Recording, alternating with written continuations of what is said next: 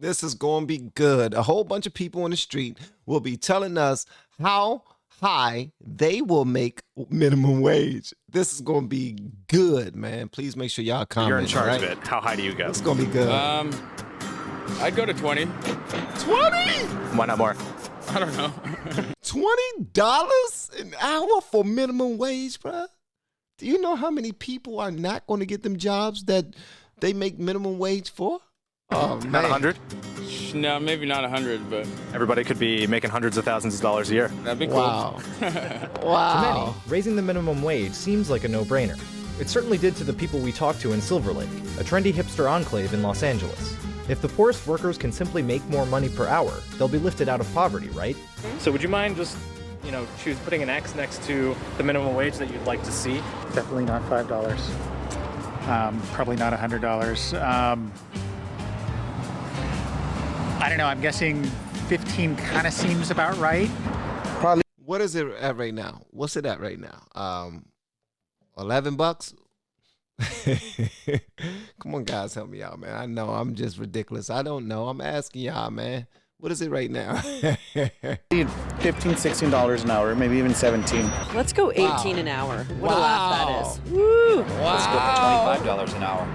Make it something real. $15 an hour is sustenance, wages. But would supporters change their minds if drastic wage hikes resulted in some nasty unintended consequences, both for the poor and for others? Honestly, the minimum wage is going to raise and then everything around it's going to raise, so I don't really know if it makes too much of a difference. Okay, they got somebody who making some daggone sense. We found one who makes sense so far. In my opinion, she's the one that makes sense so far. Am I wrong? I might be wrong. I'm wrong all the time. Listen, I own up to it. I don't mind being wrong. And so what do you think the level of minimum wage should be?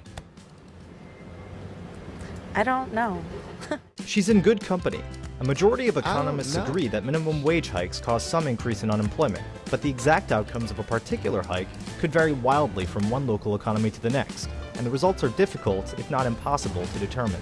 Even as he was signing the new $15 minimum wage into law recently, California Governor Jerry Brown still seemed a little ambivalent. Economically, minimum wages may not make sense, but morally and socially and politically, they make every sense because it binds the community together. I don't know what makes economic sense. I don't know. I don't know if I necessarily agree with that. I think that it will be a big adjustment, but people will survive like they always do. And so do you think that there's a possibility if you raise it too high that people like in, summer jobs or for kids or just intra-level positions that they might have a tougher time getting a job? They probably will, because then they'll be, I guess, supervisors or hiring managers will start looking more at experience or education because they're paying a little bit more. There's evidence that young, inexperienced workers are some of the hardest hit by minimum wage hikes. New Zealand acted as a sort of natural experiment. When the government stopped allowing lower wages for younger part-time workers, youth unemployment skyrocketed while the rate held steady among older workers. A similar spike in unemployment happened when England raised the minimum wage for young workers.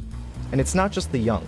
The people most likely to lose job prospects or hours are the very people the minimum wage is supposed to help. A 2014 Congressional Budget Office report estimated that an increase in the federal minimum wage from its current $7.25 an hour to $10.10 an hour would lead to the loss of 500,000 jobs. Wow. So in 2016, this was 2016. That was 2016 when this video was done. And it says it will lead to the loss of 500,000 jobs by simply lifting it $3. Oh, somebody please explain that to me. Somebody break it down to me, please. And why is it? Because that now the managers are making the same as the or less? They're making less than the employees now, or they're making the same, and price of everything else is gonna have to go. Like now, you're gonna have to pay the managers. Like, no, I'm not getting paid that. You're gonna have to pay me more. And now in inflation, a lot of stuff is going up because now we got to pay you more to sell a product that we're making less for. So we got to lift that product up a little higher in order to get something on the back end. I mean, everybody's getting paid. You do realize if we're paying everybody $3 extra per hour, that we're going to have to make that money up some type of way. So every product in the store is going to have to go up by a certain margin, and that happens. Boom, boom, boom, boom, boom. So that's just one business. So every business will have to start lifting up their daggone prices, or they have to pay 2 people now $3 more per hour. They probably just decide to pay that one person $3 more per hour because they don't know how to make a profit as a business. So now they're going to say, but out of the 2 of you, I'm only keeping 1 of you now. Wow. I might be way off, but this makes sense to me. Mostly among America's poorest workers. And most economic analyses find no connection between a higher minimum wage and reductions in poverty. Wow. Progress causes pain sometimes, I guess, and if it costs a few jobs, that'd be fine. Overall, I think it would be good, though. We need to do it. Do you think at the end of the day that it would be better for, let's say, lower income people or in entry-level jobs to raise the wage, even if some of them might lose their jobs or have fewer hours? I think overall it would be a better thing. So if people lose their jobs, would you still like to see the minimum wage doubled? No, not really. I mean, then there'd just be more unemployment, right? And then, so it kind of doesn't work out that way either. There will be more unemployment, but to boost it, this is what we're going to do. We're going to give everybody a check so that they can go out there and save the economy again by spending all of it, right? Just follow me. And that way, the businesses can afford to pay their employees, and they won't let anybody go. It's fixed. Oh, we had to print that money? We done created a bigger issue.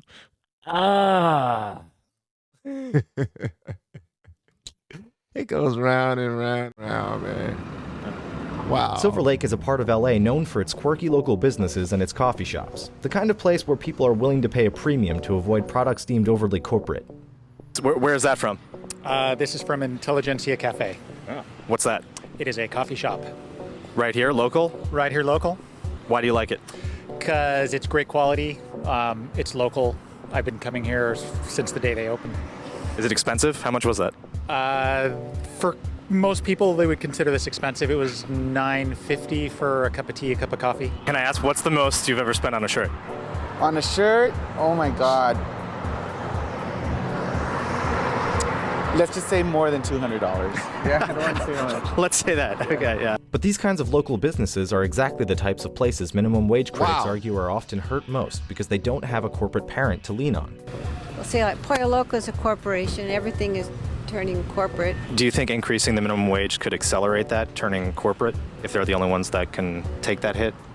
It seems logically speaking that would be the case. Do you think that there would be any issues with, businesses closing as a result? Yeah, definitely. Right here was Casbah Cafe, but that just closed. Rent is getting too high for all these places to survive. If the trade-off is that, some smaller places that can't absorb that money, that they would have to close, do you think that that's worth it? That's a shame, but I feel like maybe there could be like a government loan or a subsidy or something that could help. There are at least 2 options on our survey that nobody chose, $100 and $0. But why not abolish the minimum wage altogether? What do you think would happen if there were no minimum wage? People would, there would be slave labor because people are monsters. Why not get rid of the minimum wage? Because then I think bosses might lower, what they give as a minimum. They would have people working for nothing if they could. Would abolition of the minimum wage really lead to slave labor in Silver Lake? And could there be legitimate arrangements where people work for little or no money because it gives them the chance to gain valuable experience or make important professional contacts? After all, people pay thousands of dollars to work state-sanctioned, university-sponsored internships. And many may prefer to work in a small bookstore or nonprofit over a fast food job, even if they earn less. So how are people who lack the time, money, and, dare we say, privilege to attend college supposed to get a foothold in a job market that more or less outlaws internships, apprenticeships, volunteering, and other customizable arrangements that simply aren't worth $15 an hour to any employer? People will work if they're desperate to work. I'd work for less if I had to in a pinch. Some say I have. Those people, they shouldn't be allowed to say, yeah, I'll work for $3 an hour.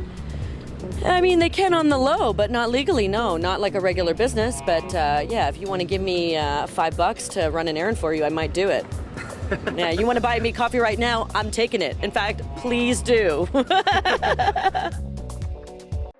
Hey man, that was dope. Thank you to Reason TV for that. From what I'm learning so far, one thing affects another and another and another and another. It never just affects the one thing. And if the value of the dollar does not increase, then increasing someone's wages should be extremely slow to happen. And that's because if the value of the dollar doesn't change, but these companies have to pay people more money, $1, $2, $3, $4, $5, then the company itself will have to make certain moves in order to equalize that value of the dollar. Because they don't have to pay, they're still going to have to pay the same amounts for, as a matter of fact, no, they're going to have to pay more because inflation will happen. And they're going to have to pay more for product, more for services. If they have to pay more for product and more for services, they're going to start letting people go. I want to know what y'all have to say in the comments below. And if you have yet to hit that subscribe button or the super thanks button, please make sure you do so on your way out the door. Once again, guys, I'm Van, and now we are all the LFR family. And I look forward to seeing you on the next video, hopefully inside the Patreon as well. And I do want to say something to the people who are submitting super thanks. First of all, I want to say thank you so much. It means a great deal to me that you believe in what we're doing over here, LFR family. And we are extremely happy and excited that you are part of the family. But if you guys don't have it, don't give it.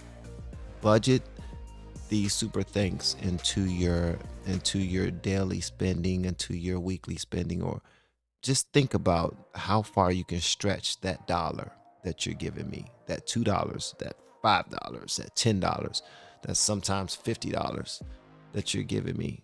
If you can't productively, if you can productively add that to your day-to-day and not spend it here, I would much rather you do that and improve your life than to just dump it on the channel and improve mine. Choose you first is what I'm saying. That's it. Choose you and your family first, because you can save that money, because it adds up. It definitely adds up. But I love y'all, man. See y'all next time.